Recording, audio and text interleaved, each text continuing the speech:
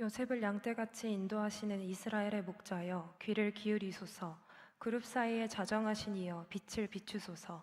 에브라임과 베냐민과 므낫셋 앞에서 주의 능력을 나타내사 우리를 구원하러 오소서. 하나님이여 우리를 돌이키시고 주의 얼굴빛을 비추사 우리가 구원을 얻게 하소서. 만군의 하나님 여호와여 주의 백성의 기도에 대하여 어느 때까지 노하시리이까? 주께서 그들에게 눈물의 양식을 먹이시며 많은 눈물을 마시게 하셨나이다. 우리를 우리 이웃에게 다툼거리가 되게 하시니 우리 원수들이 서로 비웃나이다. 만군의 하나님이여 우리를 회복하여 주시고 주의 얼굴의 광채를 비추사 우리가 구원을 얻게 하소서. 아멘. 아멘. 네, 오늘 모드를 좀 바꿔서 거룩한 성경을 여러분 오른손에 한번 들어보시겠습니까? 성경 오른손에 들고 혹시 팔이 아픈 분들은 들지 마시고 오른손을 성경책 위에 올리셔도 되겠습니다. 이제 앞에 자막이 뜰 텐데 우리가 사명선언문처럼 한번 선포하고 말씀을 받도록 하겠습니다. 같이 읽겠습니다. 시작. 나는 하나님의 자녀입니다. 나는 예수님의 피로 죄사함 받았고 의롭다 하심을 받았습니다. 내 기도는 예수님의 이름으로 응답되며 예수님의 이름으로 사단의 권세도 무너짐을 믿습니다. 이 시간 말씀을 들을 때 치유의 역사가 나타나게 하시고 성령님으로 충만케 하옵소서. 이 시간 믿음의 스위치를 켭니다. 말씀을 들을 때 믿음으로 받게 하시고 믿음으로 듣게 하시고 믿음으로 순종하게 하옵소서. 예수님 이름으로 기도합니다. 아멘. 아멘. 자, 우리 옆에 분들과 반갑게 한 번 더 인사하실 때 말씀을 기대합시다 인사하시기 바랍니다. 말씀을 기대합시다. 감사합니다. 네, 고맙습니다. 우리가 지금 시편을 계속 묵상하고 있는데요. 우리가 시편을 읽을 때마다 항상 시편을 묵상하고 연구하고 또 설교를 하기 전에 또 큐티를 하기 전에 항상 생각해야 될 것은 네 글자. 시작. 삶의 자리입니다. 무슨 자리요? 삶의 자리. 그 주인공이 그 시편의 기자가 노래하는 사람이 어떤 환경, 어떤 형편, 어떤 처지에서 이 시편을 기록하게 되었는가, 이것을 알아야만 올바른 해석, 정확한 적용을 할 수가 있는 것입니다.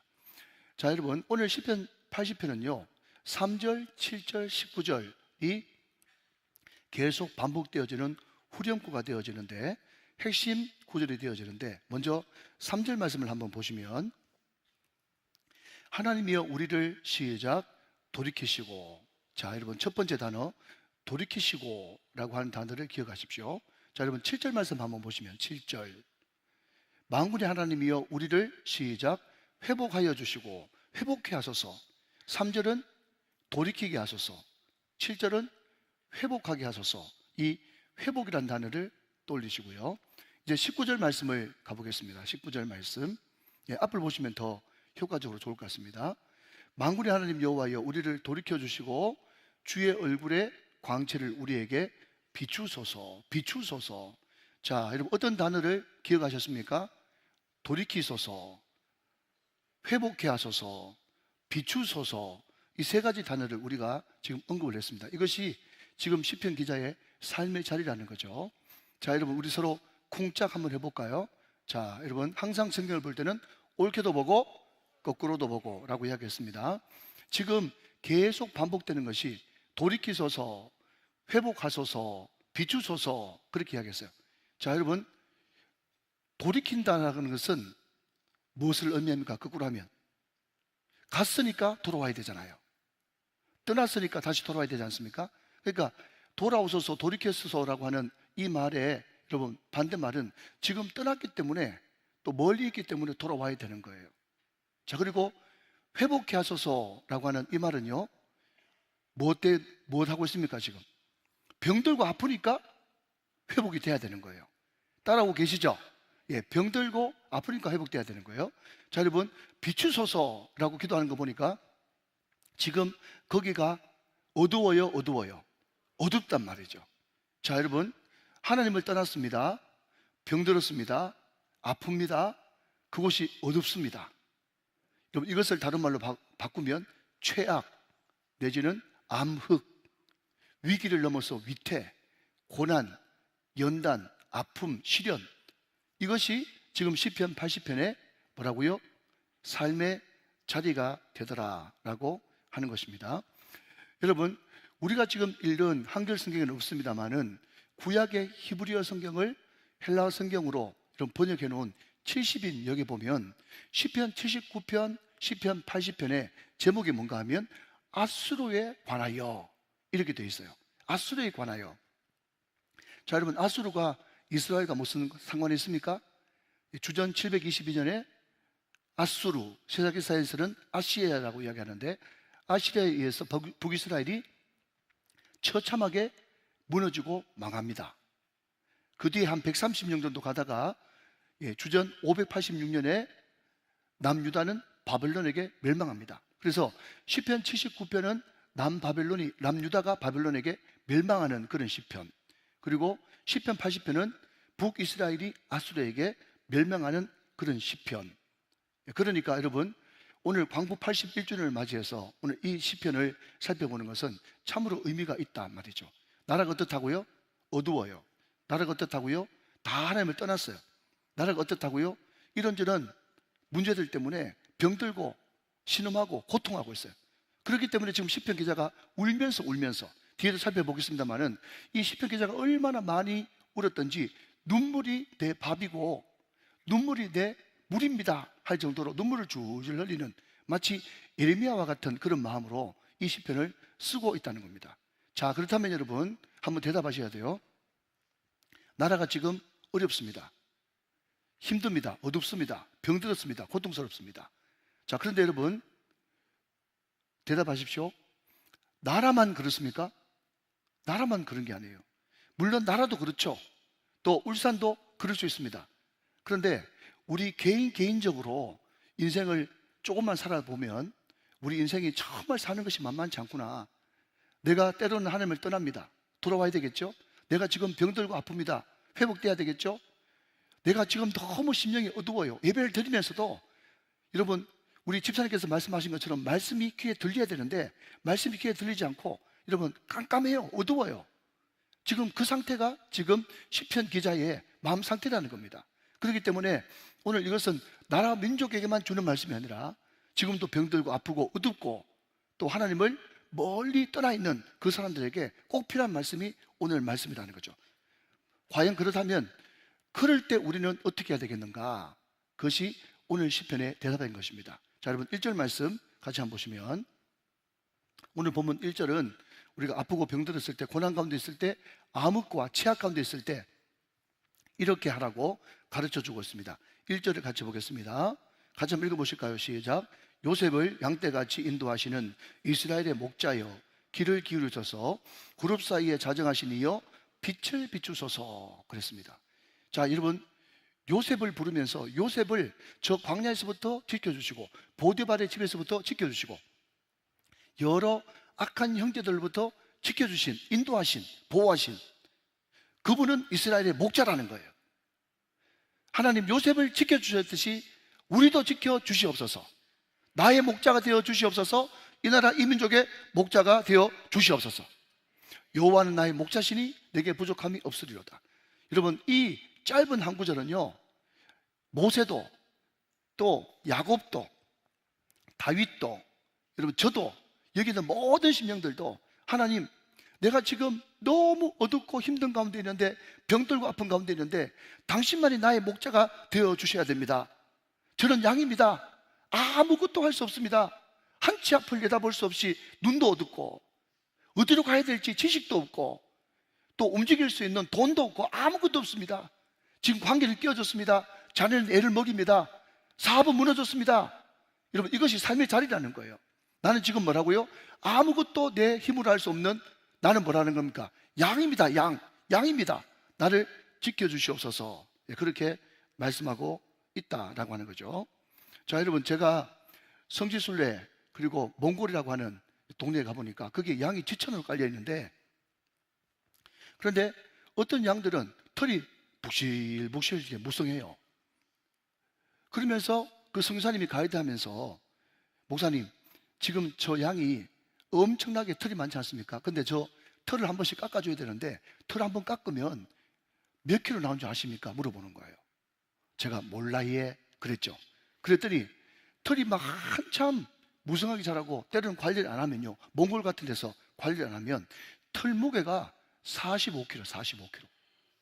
그러니까 여러분, 저는 옛날에 양모 이런 거 그냥 짐승 양 잡아가지고 그냥 껍질 벗겨가지고 하는 줄 알고 안 입었거든요. 지금은 입어야 되겠어요. 근데 입으려고 생각하니까 너무 비싸.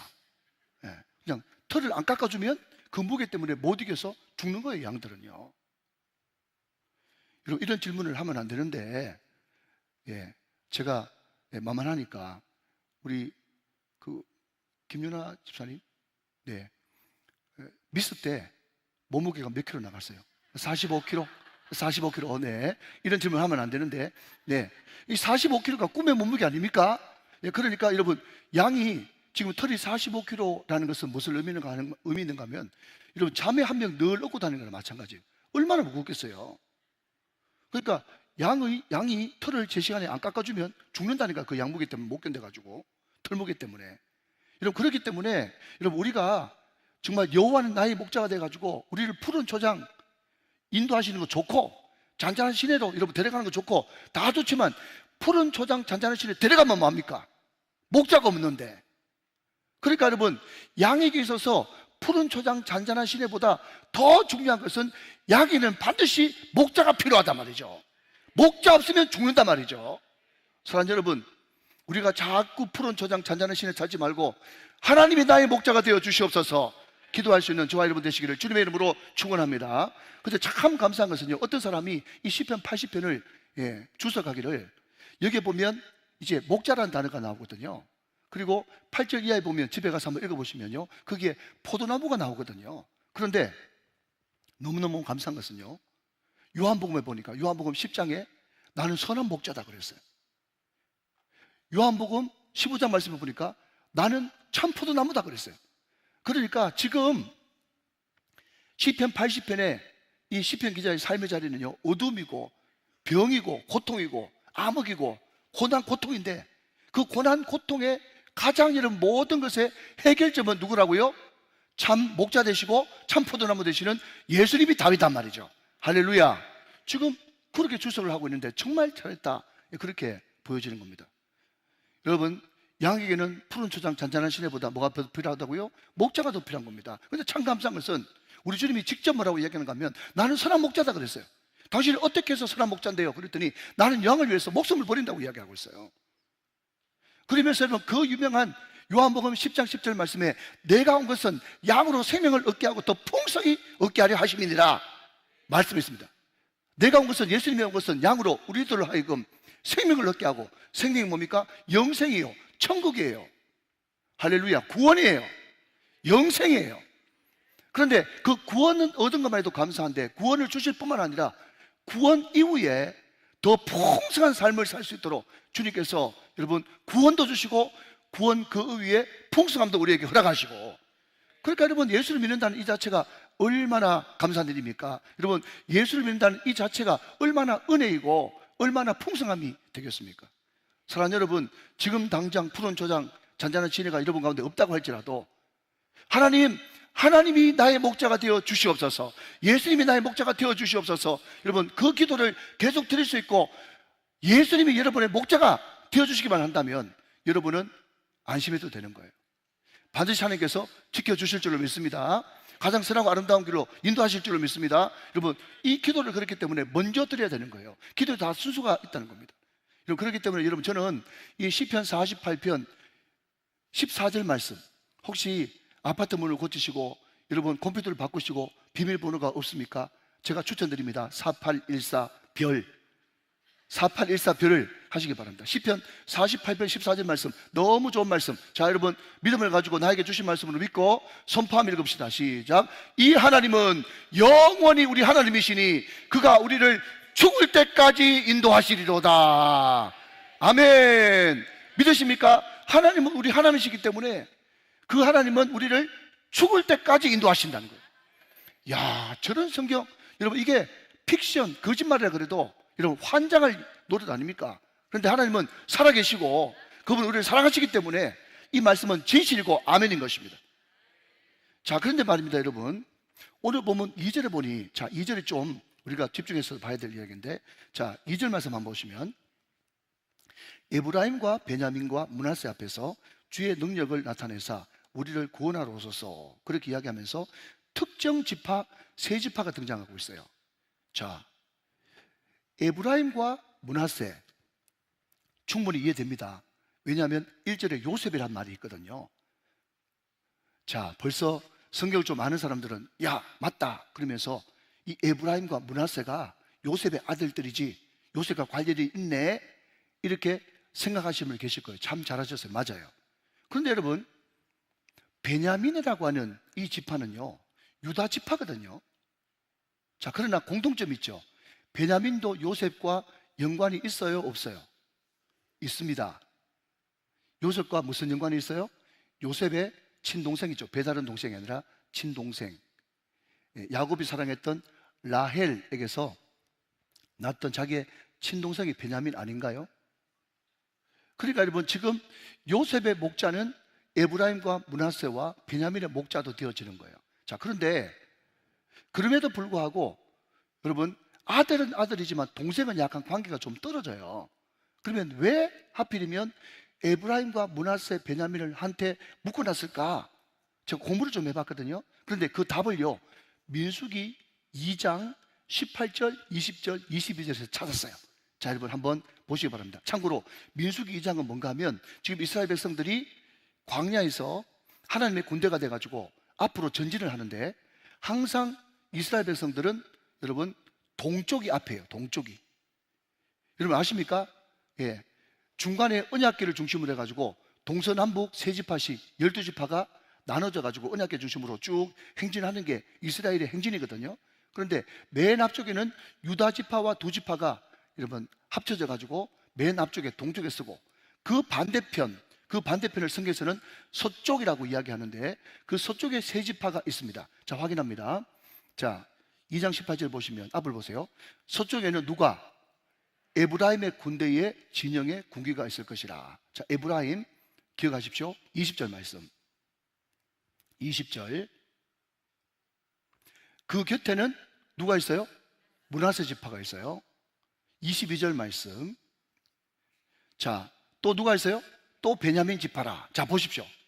야, 이 시편 80편이 왜 에브라임, 므낫세, 베냐민 지파 다 북이스라엘이고, 지금 이런 북이스라엘이 아수르에게 멸망했기 때문에 다 북이스라엘 이야기를 해야 되는 거예요. 에브라임은 북이스라엘의 대표적인 지파거든요. 그래서 에브라임 그러면 그냥 북이스라엘 지파 전체를 이야기하는 거랑 마찬가지예요. 그런데 거기 왜 베냐민이 왜 끼었냐? 왜 끼었냐? 봤더니 베냐민은 뭐예요? 옛날 광야 40년 생활 때부터 에브라임, 므낫세, 베냐민이 서쪽, 그러니까 중간에 자기 앞에 뭐가 있고 언약궤가 있고 그 뒤에서 늘 언약궤를 보면서 따라갔던 그 세 지파가 뭔가 하면 에브라임, 베냐민, 므낫세. 따라오고 계시면 아멘. 자, 여러분 요런 선지식을 가지고 1절 말씀을 다시 한번 보시면, 1절 말씀 보시면요, 요셉을 양떼같이 인도하시는 이스라엘의 목자여 귀를 기울이소서. 그 다음 그룹 사이에 좌정하신 이여 빛을 비추소서 그랬습니다. 자, 여러분 여기에 그룹이 나누네. 그룹. 예, 그룹이 뭔가 하면 천사거든요. 천사. 그런데 지금 하나님께서 지켜주옵소서, 빛을 비추소서, 구원하소서 하는데 왜 그룹이 나왔냐? 자, 그룹이 어디에 있는 거냐? 언약궤 보여주세요. 자, 여러분 그게 언약궤, 하나님의 임재를 상징하는 언약궤인데, 저 언약궤 덮개 위에 뭐가 있습니까? 예, 천사 그룹이 이렇게 이제 있는 거예요. 그리고 자, 여러분 저 그룹과 그룹 사이에 동그랗게 보이는 저 판 보이십니까? 보이시죠? 동그라미. 그죠? 자, 날개 밑에 동그라미. 저게 뭡니까? mercy seat. 시은좌. 은혜가 머무는 자리.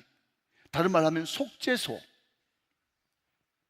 대제사장이 1년에 한 번 가서 저기에 피를 바르면 모든 죄가 사해지고 하나님의 영광, 구름, 쉐케나가 거기에 영광 가운데 임하는 거예요. 자, 그런데 여러분 유다 지파가 선두 지파긴 하지만은 앞서가기 때문에 여러분 그룹을 한 번도 여러분 보지 못했어요. 다 봤겠죠. 그러나 그럼에도 불구하고 여러분 앞서가기 때문에 뒤에 있는 것을 못 보잖아요. 그런데 동편 뒤에 있는 서편에는 어떤 지파가 있다고요? 에브라임, 므낫세, 베냐민 세 지파가 항상 언약궤를 보면서 따라가는 거예요.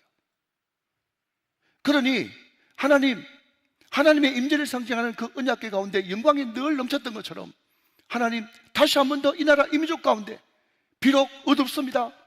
비록 병들었습니다. 비록 하나님을 멀리 떠났습니다. 그럼에도 불구하고 다시 한 번 더 하나님의 임재가 우리와 함께하여 주옵시고 하나님의 권능을 나타내 주옵시고 쉐키나 하나님의 영광이 비춰 주시옵소서. 여러분 그렇게 기도를 해야 된다는 것입니다. 사랑하는 여러분, 우리가 회복하기 위해서는요 하나님의 영광이 임해야 되는 것입니다. 여호와가 우리의 목자가 되어 주셔야 되는 것입니다. 자, 그런데 여러분, 그러면 하나님이 우리의 목자가 되어 주시기만 하면 다 문제가 해결되어지는 겁니까? 맞죠? 하나님은 지금도 우리의 목자 맞아요. 그런데 여러분 이런 말 들어보셨습니까? 아무리 비가 억수같이 와도 장독대를 덮어놓으면 뭐라고요? 그 장독대 안에 비가 들어갑니까? 못 들어갑니까? 한 방울 못 들어가는 거예요. 그래서 제가 늘 좋아하는 말이 뭔가 하면 하나님의 은혜와 인간의 최선이에요. 하나님의 은혜와 인간의 최선. 하나님은 분명히 지금도 우리의 목자가 되어주시고 앞으로도 계속 목자로 계실 겁니다. 그러면 우리는 뭘 해야 되느냐? 우리는 뭘 해야 되느냐? 자, 여러분, 나는 선한 목자다고 이야기하신 요한복음 10장에 여러분 4절 말씀을 한번, 3절 말씀을 한번 보도록 하겠습니다. 제가 했습니다. 문지기는 그를 위하여 문을 열고, 그 다음 시작. 양은 그의 음성을 듣나니 그가 자기 양의 이름을 각각 불러 인도하여 내느니라. 할렐루야. 사랑하는 여러분, 지금도 여러분이 성경책을 펴고 기도하기만 하면 여러분의 이름을 아름답게 불러주시는 그 주님을 믿습니까? 그분은 살아계신 하나님, 역사하시는 하나님이에요. 사랑의 하나님이에요. 그분은 지금도 우리의 이름을 불러주시는 분이에요.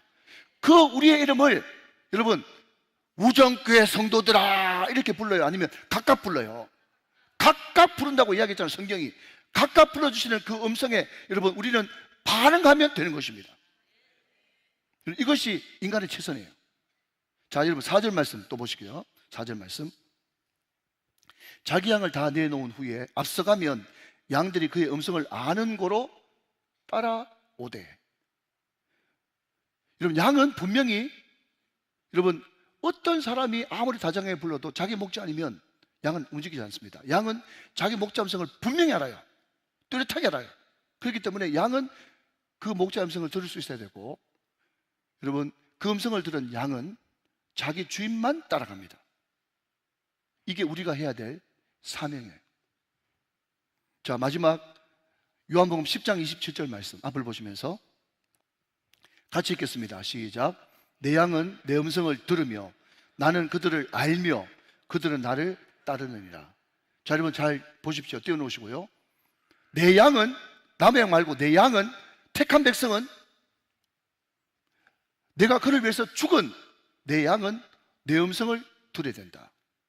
나는 그들을 분명히 알고 있다. 사랑하는 여러분, 알고 있다가 아무것도 아닌 게 아니라 알면 해결되어지는 거예요. 우리 주님이 보시면 해결되어지는 겁니다. 알면 해결되어지는 겁니다. 이것을 믿으십시오. 그들은 나를 따른다. 그렇게 말씀하고 있다는 거죠. 하나님, 다시 우리의 목자가 되어 주십시오. 일제 36년 나라를 잃어버리고 그때 우리는 하나님을 멀리 떠났습니다. 이 나라 이민족은 정말 어두웠습니다. 병들고 아팠습니다. 수많은 사람들이 죽었습니다. 그러나 그럼에도 불구하고 양에게 있어서 푸른 초장 잔잔한 시내도 필요하지만 그보다 가장 필요한 것은 하나님이 나의 목자 되어 주시는 것입니다. 하나님이 나의 목자가 되어 주시옵소서. 그것이 1순위가 되어야 되고 1순위가 넘어 0순위가 되어야 우리 가운데 진정한 회복, 진정한 친밀함, 진정한 빛이 우리 가운데 비춰지는 것입니다. 여러분, 저기 로비에 가면 어떤 이야기가 있습니까? 여러분, 아무리 우리가 GNP, GDP, 국민 총생산, 여러분 GNP가 아무리 높다고 할지라도 여러분 그거 굿이죠. 그런데 아무리 굿이 있어도 거기에 하나님이 빠지면 그 굿은 0입니다. 0. 굿 빼기 갓은 0이에요. 믿습니까, 여러분? 안 믿는 모양이네, 보니까. 믿습니까? 아무리 하나님께서 안 도와주시면 안 됩니다. 그걸 여러분 믿으셔야 돼요. 여호와께서 성을 지키지 않으시면, 여호와께서 집을 지키지 않으시면 파수꾼의 경성함이 허사라고 말씀했지 않았어요?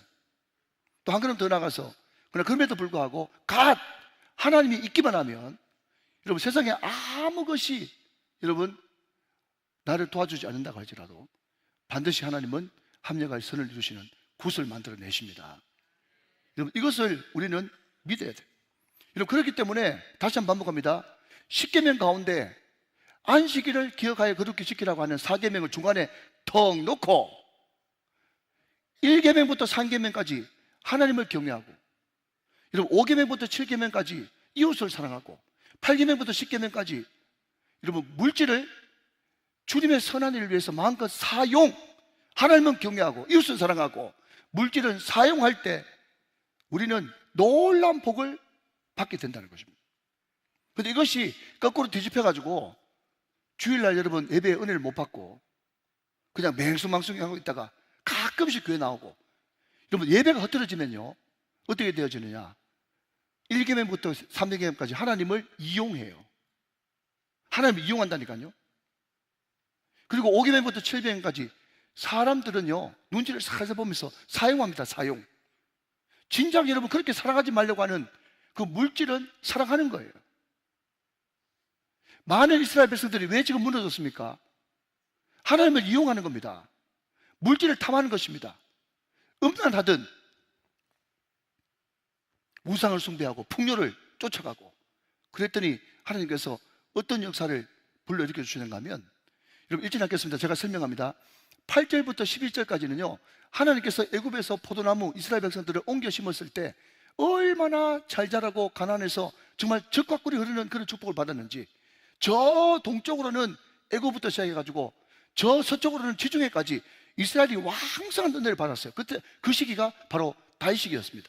동서남북 이 가지가 쭉쭉 뻗어나가는, 아멘이야 은혜를 받을 텐데, 여러분 이 포도나무의 가지가 동서남북으로 쭉쭉 뻗어나가는 그런 은혜를 이스라엘이 실제로 받았다니까요. 다윗 시대 때, 솔로몬 시대 때 말이죠.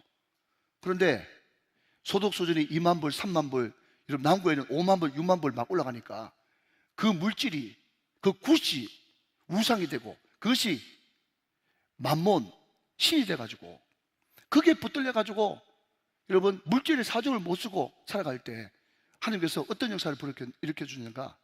하나님께서 그 울타리가 되어 주셨던 그 하나님이 담을 흘어가지고, 어디서 왔는지 모르겠지만은 들짐승도 오고 산짐승도 오고 멧돼지도 와가지고 그 모든 포도원들을 엉망진창으로 다 만들어가지고 하나도 수확이 없이 쫄딱 망하는 그런 역사가 벌어졌다는 거예요. 이런 이야기를 하니까 또 안 믿는 분이 두 분 계셔가지고 성경 말씀 확인시켜 드립니다. 여러분 12절 13절 여러분 하나님의 말씀입니다. 한번 보시죠. 여러분 제가 절대로 세상 말을 안 하는 겁니다. 자 봅니다. 주께서 어찌하여 그 담을 뭐요? 허시사 길을 지나가는 모든 이들이 그것을 따게 하셨나이까. 13절 시작. 숲속에 멧돼지들이 상해하며 들짐승들이 먹나이다. 하나님이 헐어버리면, 하나님이 성을 지키지 않고 하나님이 집을 세우지 않으면, 헐어버리면 그냥 들짐승, 산짐승, 멧돼지 막 와가지고 다 그냥 약탈하듯이 다 가버리는 거예요. 새가 빠지게 고생해가지고 돈은 많이 버렸는데 남는 것이 하나도 없는 거예요. 왜 두 분이 찔린 듯이 웃으세요? 두 분 계시네. 여러분 그러면서 거기서 여러분 욕이 끝나는 것이 아니라 5절 6절 말씀을 한번 더 보십니다. 5절 6절 말씀. 주께서 그들에게 뭘 양식으로 주세요? 눈물의 양식을 먹게 하시고, 눈물의 빵을 먹어보지 않은 사람과 인생을 논하지 말라. 여러분 딴 데 가서 알아보라고 그러세요. 여러분 절대로 눈물의 빵을 먹지 마십시오. 예, 하나님께서 주신 말씀에 잘 순종하면 눈물의 빵 안 먹어봐도 성경에 이미 다른 사람들 다 먹어봤는데 우리가 꼭 그걸 또 먹어봐야 되겠어요? 아멘 안 하면 또 그냥 드시고. 자, 그 다음 뭐죠? 많은 눈물을 마시게 하셨나이다. 자, 여러분 6절 말씀 볼까요? 6절 말씀 시작. 우리 이웃에게 다툼거리가 되게 하시니 우리의 원수들이 서로 비웃나이다. 왜 그런지 모르겠지만 자꾸 이웃하고 다투어. 그리고 비방하고 조롱하는 그런 나를 미워하는 인간들이 왜 그리 많은지. 만약에 이런 일이 벌어진다면 내 자신을 돌아봐야 되는 거예요. 하나님이 나의 포도나무가 되지는 않지 않는가? 하나님이 나의 목자가 되고 있지는 않고 있는 것이 아닌가? 여러분, 요한복음 15장 1절 5절 말씀을 보시면요, 주님께서 담대하게 선포합니다. 나는 참 포도나무요 내 아버지는 농부라. 5절 말씀 한 번 더 같이 읽습니다. 시작. 나는 참 포도나무요 너희는 가지라. 그가 내 안에 내가 그 안에 거하면 사람이 열매를 많이 맺나니 나를 떠나서는 너희가 아무것도 할 수 없습니다. 믿으시면 아멘. 우리는 할 것이 아무것도 없는 거예요. 뭐만 하면 됩니까? 우리 예수님이 참 포도나무라는 것을 먼저 인정하십시오. 그리고 거기에 딱 붙어 있으십시오. 딱 붙어 있으면 됩니다.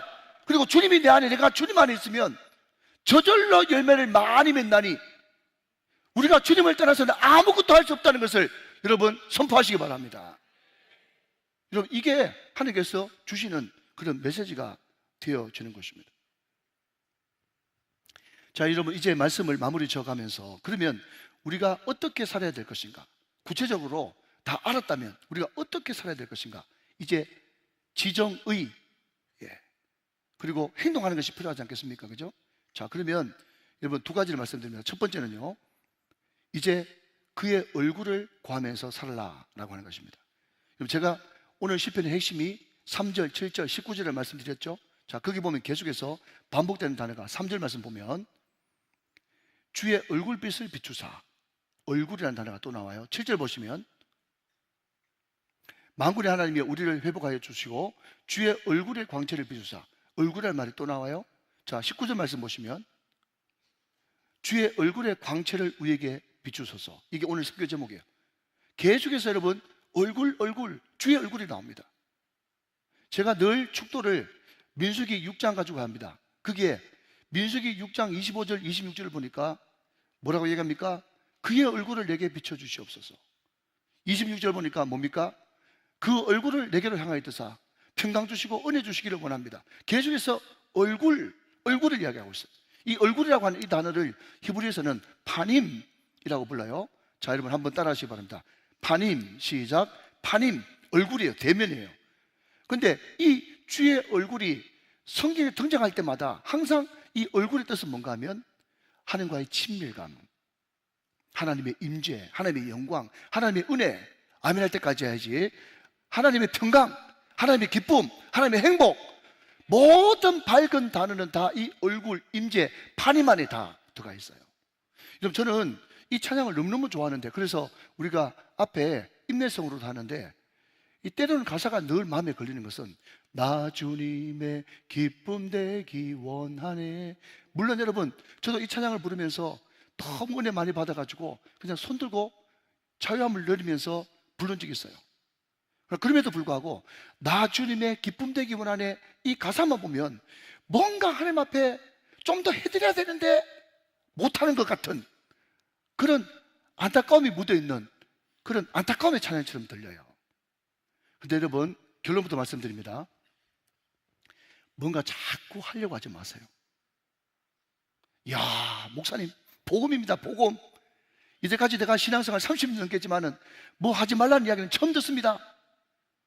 여러분, 하지 마십시오. 애들이 아빠 엄마 외출했을 때 사고 내지 않습니까? 팔 부러지고, 여러분 코피 나고 이마 찢고 다 무엇 하다가 그렇게 된 줄 아십니까? 아빠 엄마 기쁘게 해주려고 하다가 사고 나는 거예요. 여러분, 핵심은 하지 말라 있는 것이 아니라 주님께서 기뻐하시는 것은 뭔가 하면 그냥 하나님을 있는 그대로 그냥 기뻐하는 거예요. 사람의 제일 되는 목적이 무엇이뇨? 하나님을 영화롭게 하는 것과 영원토록 그를 즐거워하는 것이에요. 사랑하는 여러분, 하나님을 즐거워하십니까? 하나님을 기뻐하십니까? 하나님 생각만 하면 행복하십니까? 여러분, 이게 신앙의 본질이에요. 여러분, 그게 되고 난 다음에 주님께서 기쁨이 충만할 때 네가 이것 좀 해줄 수 있겠니 할 때 그냥 순종하는 것이 충성이에요. 먼저 주님의 기쁨이 돼야 된단 말이죠. 여러분, 어느 목사님이 글을 썼는데 제가 그게 너무 공감이 돼가지고 제가 여러분 잠깐만 인용합니다. 무슨 이야기인가 하면 큰 교회 목사님인데 자기가 목회를 한 교회에서 20년 30년 해보니까 드디어 발견했대. 뭘 발견했는가 하면 저 성도가 나한테 선물 같은 걸 많이 갖다 주지만은 저 성도가 정말 나를 좋아하는지, 아니면 저 성도가 선물을 갖다 주지만 나를 부담스러워하는지 자기가 이제 분별을 했대. 한 번은 여러분, 이분이 큰 교회니까 엘리베이터가 여러 군데 있지 않습니까? 그런데 엘리베이터 타려고 목사님이 식당 갔다가 엘리베이터 딱 탔는데 나한테 선물을 자주 갖다 주는 그 권사님이 있는데 문이 딱 열리자마자 목사님이 있으니까 목사님 하면서 도망치더래. 되게 기분 나쁘더래요. 목사님 보면 도망치고, 우리 교회도 도망쳐. 권사님이 하더니 내려버려. 아주 안 좋은 버릇이에요. 그런데 우리 유치부나 우리 유년부나 초등부 친구들 같은 경우는 그냥 엘리베이터 땡 하면서 열리는데 내가 있으면요, 목사님 하면서 막 애들이 얼마나 기뻐하는지. 그때 만약에 5만 원짜리가 있었으면 줬을 텐데 그때 돈이 없었어요.